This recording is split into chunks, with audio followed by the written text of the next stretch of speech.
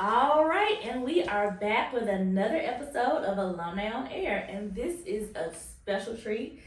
This is an amazing guest, someone that's near and dear to me, and I cannot wait to get into her story. But before we do that, let me introduce myself. I'm Dr. Jamisha Hayes. I am a 2011 TFA Memphis core member alum, and I'm also the managing director of alumni programming here at Teach for America Memphis. And what Alumni on Air is an opportunity for alums like this amazing person to come in and share their story of how did they join TFA, why did they join TFA, what was their experience like when they got here, and then why are they still here doing the work? What's motivating them? What's keeping them here? I would not be able to do any of this without my partner in all good things and a little bit of mischief, James Larkin. He is our director of communications and alumni. And so thank you, James. He's behind the camera, but he does all the things to make this engine run. And so I'm so thankful for you. And now I want to get into all the tea. I want all of it with this amazing, beautiful young woman. I loved her from when I first met her. I've known her for some time. But just tell us, first of all, who are you? Yeah, so my name is Alex Robinson. I'm from here, so I'm from Memphis, Tennessee. I was born and raised in the Whitehaven area. Memphis people always got to say high school. I went to White Station High School, the real White House. Central, but okay, it's all right. I still love you. I still love you. Okay, Central. There you go. It always cracks me up when y'all be like, the high school. Because we are the high school. Right? Yeah, the Central High School. Nah, I'm just teasing. It's all love. It's all love. I love Central. I was trying to think of like the history behind my name. I was like, it's my name, but then I thought about it. So my full name is Alexandria, and my fourth grade teacher was like the first black teacher I ever had. So she nicknamed me, and I had such a good time in that class that I was like, I'm gonna keep this going. I'm gonna stick with it. And I was thinking about that. It's like it's crazy how like little things that happen to you when you're young, you don't even think about them, and then you look up and it's like, oh my gosh, this is the whole thing. So your fourth grade teacher gave you the nickname Alex. Mm-hmm. I never knew that. Yeah, she was so cool. She was like, and she was like a brand new teacher too. So I just remember we just really, really connected. We're Facebook friends now. Yeah, Is she still teaching? She is. She still teaches at the elementary school I went to. So she is I think she does ESL now, but she is very much so still in the classroom. So it was really cool when I got in the classroom, like asking her for advice. I was like, girl, what you do when kids be bad? Well, shout out her. Shout out her. Look at that. Okay, so you fourth grade. So in fourth grade, did you decide, okay, that was a great experience. I like this teacher. Was that the spark that led you into teaching, or was something else? Yeah, no, it wasn't. I didn't know I was going to be a teacher really until like month 2 of being in TFA. Really? Really. I feel like I've never been like a 5-year, 10-year plan kind of person. I just kind of go where the spirit leads me. Okay. And so at the end of my junior year of college, I like looked up, and so I was a PR major. So I majored in media and journalism. My concentration was at PR, which was a lot of fun, and I loved that major. But I was like, this isn't gonna be my life. I had done some internships at that point, but I was like, I don't know. Like I want to do something that's a little more service oriented, but I'm majoring in graduation, so I can't change my major. That's the word. I'm majoring in graduation. Come on graduation. I was like, look, at PR gonna be on a little piece of paper, but I knew I wanted to do something. I just didn't know what I wanted it to be. And I actually ended up writing a profile for the student magazine of our campus recruiter. He was this young black man that was transitioning into a Hollywood career. He's actually doing well. He writes for Power. Fun fact. I know. What? TFA alum do the coolest things. I swear to God. Like, it just be that. But he was transitioning out. He had been, I don't know if he was like the first black recruiter or if he recruited a lot of black people or something like that. So that was the angle of the story. And so I ended up interviewing him, interviewing some of my friends that had been recruited from him. And that actually ended up recruiting me. Because I was like, y'all are so cool, and like what y'all are saying makes a lot of sense. So I was like, yeah, I'm gonna do too. It's like a little positive peer pressure thing. Oh. So that's what got me into the core, and I ended up really connecting with the new recruiter. She has the same last name as me. Her name is Olivia Robinson, and we just got really close. And so from there, I ended up, choosing Teach for America. So what year was all of this that happened?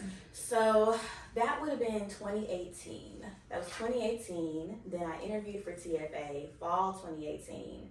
and then I started TFA May 2019 or June 2019. Love it. And so you went to University of Memphis for undergrad? I went to the University of North Carolina at Chapel. Okay, Yes. so you were in. Okay, so hold on. Now let's go back. So how you were in North Carolina? How you get back here? Teach for America sent me back here. I think I had like, cause you know when you sign up, they have the little map of like where you can live. I think I had actually wanted to go to Texas, cause that's where my friends that had recruited me were. So I was like, we're gonna go and meet Nixie. But they sent me back home, and I was like, I mean, yeah, cause my friends, a lot of my childhood friends still live here. And I got into it as a concept because I was like, that's great. That means I don't have to stress out about finding an apartment immediately. We can just figure things out as we go along. So I ended up back home. Wow. Okay. So when you did your selection for TFA during the interview process, you know, when I did it back in the day, we had to rank, like we had like a list of 7 or 10, and we put all of them down. And like, so I put Memphis like number 3 or 4 on my list. Me too. It wasn't low. It wasn't at the bottom. I really didn't think I was gonna go to Texas. So I like picked all of the cores that were in Texas ever, and then from there, then I was like, I mean, because Memphis has a low cost of living. You know, on that little map, they tell you how much money you gonna make. They tell you how much money you gonna make and what the cost of living is. And I was like, okay, that feels like real reasonable. I was trying to be grown. I was like, let me think through. You know, I do what I can. And I hope y'all appreciate that, because that is definitely true. Memphis does have a low cost of living. Memphis has a low cost of living. And so when you join TFA, it is a definitely good opportunity to make that money stretch. It's while you're doing good work. And you don't have to pay the certification fee. So in some cores, you have to pay money to get certified. Memphis is like, nah, come as you are. Come, be welcome all. Come as you are. Come as you are. We have housing that you can afford. We have. Yes, that's 100% true. So, and I did the same thing. I put everything else, and I thought I was going somewhere else, and then I ended up in Memphis. But once you got yourself, okay, so now we're 2019. What was your institute experience like? My institute experience was, I think it was normal. You know, everybody feels like their life is ending during institute. Yeah. So that was it. What was so funny is I didn't actually have any doubts really until the very end of institute, because I don't know, I think it's like a personality thing. When other people are really stressed, that makes me not stressed, because I'm like, somebody gotta not do all this. And then when we got to the end, everybody else was like pretty even. Like they had been vulnerable. They had gotten the advice they needed or whatever. And then I looked around and I said, wait, I'm gonna be a teacher for real? That's crazy. And so I remember going to my leadership coach, and I was like, because I think I had done like some lesson. I think I was teaching the difference between B and D. And that's actually real complex. And I didn't know that. It was. And I think I taught it, and I didn't teach it well. And then somebody was like, well, how do you know that that's the sound that B makes? And that put me in crisis. I was like, how do you know that that's the sound that B makes? And I was like, that's bad. That means I can't teach kindergarten, because I'm over here having an existential crisis about alphabet letter sounds. So I went to her and I told her all this, and she was like, please relax. What matters is that you show up for your students, and what matters is what's in your heart. And, you know, everything else will come with time, but you have to trust your process, and you have to trust, just trust it, really trust the process. So that was my institute experience. But yeah, I remember having a good time. We stayed in Ross Hall, which actually, before I transferred to UNC, I went to U of M my freshman year, and I lived in Ross Hall. So it felt like so full circle in a lot of different ways, because I was like, oh my gosh, I'm back home, and I'm living in my freshman year dorm, and I'm fighting with my sister for the car. Like, everything is coming back around. But I love that, though. I love that it came back around and came full circle, and you got to come back home and put in, you know, give back to the city that gave it to you. I think that's so beautiful. I think so beautiful. And I love the idea of really taking a moment to think about the heart of the work. People don't always think about, people get really caught up on content. As someone who, part of my job also is leading our pre-service team and institute team, and I've always, every year, every summer, and I was one of them. So I get it back. Let me tell you, whatever you do, you get it back. You're gonna get it back. So just know that, okay? So when you and your whatever you at now, whether you are a student or you're in college or you are at your job or wherever you are, and you come join TFA, kids, and life will give it everything you gave back to you. So I was the core member that was definitely super type A. Was like, I have to be perfect. You don't know what is the content. I was like, really? You don't understand. You don't understand. I remember one time I put something wrong on the bulletin board and it was bad and I cried so hard and I texted my coach. I was like, I'm the worst thing for black kids is Brown board education. I can't do this. Over a bulletin board. Yeah. But it feels so serious. It feels and I think serious. it's because a lot of times, and that's not everybody, but when you're coming in to teach for America, you know, you've been ambitious your whole life. Yep. You've been this ambitious overachiever. Mm-hmm. Everything generally went your way. Probably, like, I mean, it was hard, but it wasn't hard. But you can't cheat the work of teaching. Mm-mm. It just sucks until it doesn't suck no more. Mm-hmm. And you have to really develop a positive relationship with learning and with failure. Mm-hmm. And that's kind of what the first year was for me. And it was like really weird, but you got to learn it. And some people get to learn it earlier than we did, but I think that's why people crash out of Institute. I agree with that. I think that was so beautiful what you said. You said so many great points. I think you do have to get comfortable with learning and failure. And I think that you have to fail so publicly. You have to fail so publicly. You're failing in front of your kids, Yes. the admin observing your classroom, Yes. your TFA. All these people are watching you. Mm-hmm. So it's the additional layer of like, I'm not used to failure, period. Mm-hmm. And now I'm failing in front of an audience. Mm-hmm. It's a lot. It's a lot.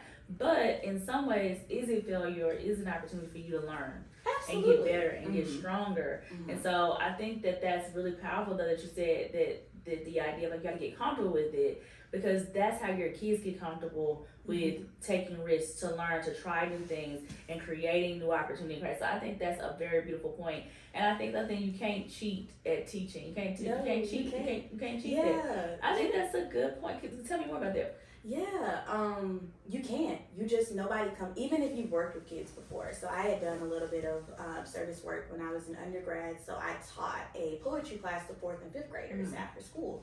And so I was like, okay, like I have I'm from Memphis, so I'm really familiar with Memphis kids, a lot of cousins, little brothers, little sisters. So I think in my head, I was thinking, oh, well, I'm just going to do what I've been doing. But no, teaching is hard. It's complicated. And especially if you're coming into TFA, you're kind of getting the expedited version of what it is to learn how to teach, right? Because you don't get the student teaching, you don't get you get some pedagogy classes, but it's all super, super, super fast.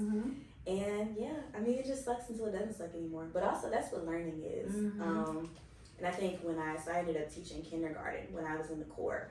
And it was like something clicked in me when I was like watching them, because I was like, this is what I'm like when they would have meltdowns because we'd be learning the alphabet letter and their A doesn't look like my A. And they'd be like, oh my God, this means I can't learn how to read or write. This means I need to drop out of school. This isn't for me. And I'd be like, no, it just means you're learning how to make a letter J. But then when you like apply that to your own life, you're like, no, I'm doing the same thing. I'm very much so also like, oh my God, I'm gonna give up because I can't teach as well as these people that have been 20 years in the game can do it.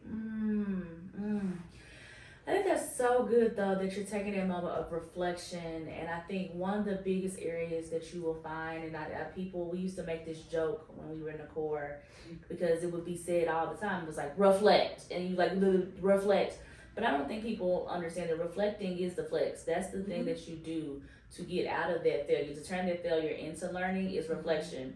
And so before we get more into her Corps experience, I want to take a moment to reflect. Reflect on where you are right now. I think Alice has so many great points about the idea of some of the things that we see outwardly, whether it be people or children or whomever or whatever's going on in your life. Sometimes it's a reflection of you. And so, like they say, like the kids are bad, like you bad, like they are the teachers. They are the teachers. So I think that you should take a moment now to reflect on where you are, what's coming up for you as you're listening to this amazing story. We'll come back to hear more about her Corps experience and also what happened in alumni hood.